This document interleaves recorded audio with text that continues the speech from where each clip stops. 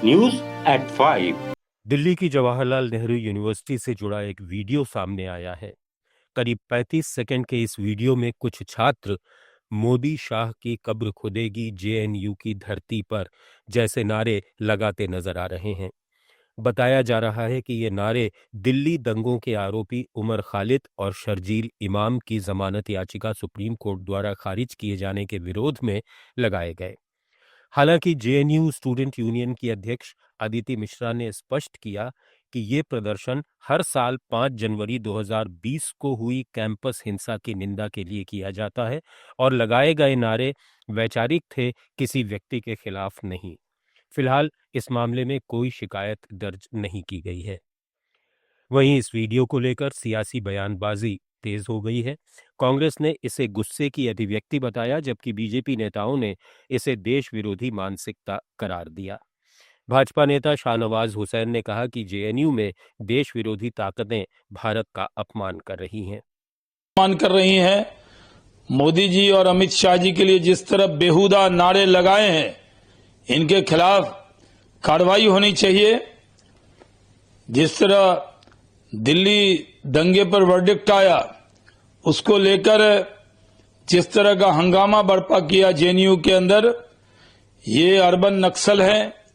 ये छात्र के भेष में नक्सली बन गए हैं। जिस तरह की जबान वो बोल रहे हैं, ऐसी जबान की कोई इजाजत नहीं दी जा सकती। इनके खिलाफ कार्रवाई होनी चाहिए। News at 5।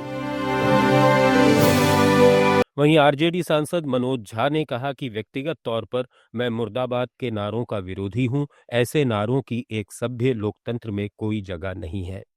ट्रबलिंग है, आखिर कितने बरस बिना ट्रायल के कोई जेल में रहे ताकि उसको इंड्योरेंस की इंतहा मानी जाए, इनकार्सरेशन की, ताकि उसको कॉन्स्टिट्यूशनल प्रोटेक्शन एक्टिवेट हो सके। उनके लिए मैं समझता हूं ये अद्भुत 2 उदाहरण हैं। आगे इस पे फिर चर्चा होगी, क्योंकि ये यही विराम नहीं लेगा।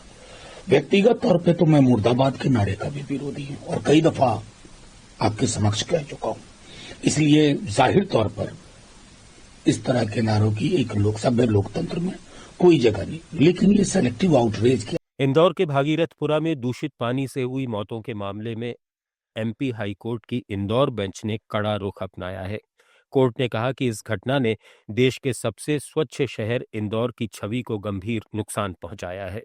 हाईकोर्ट ने टिप्पणी की कि अगर पीने का पानी ही दूषित हो तो ये बेहद चिंताजनक स्थिति है। ये समस्या सिर्फ एक इलाके तक सीमित नहीं, बल्कि पूरे शहर के पेयजल की सुरक्षा पर सवाल खड़े करती है।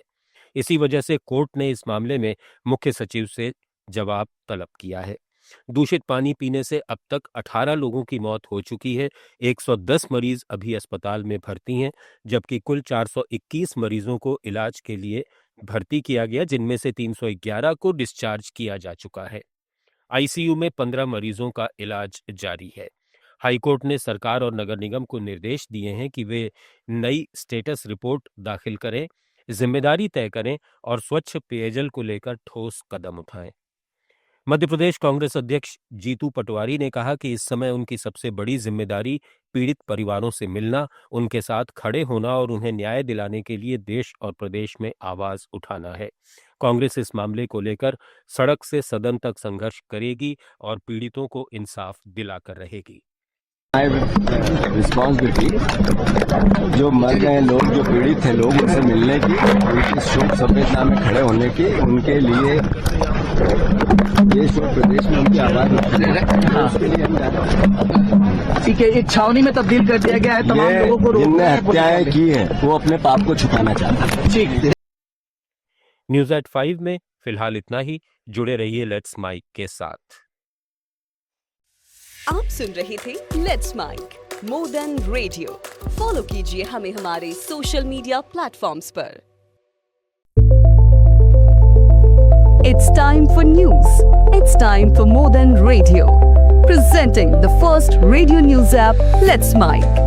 Let's Mic, a news-based app on your phone where you get to watch and listen news, talk shows, interviews, radio show podcasts. On Let's Mic, you get all relevant information of TV, print, radio, podcast, and digital. Let's Mic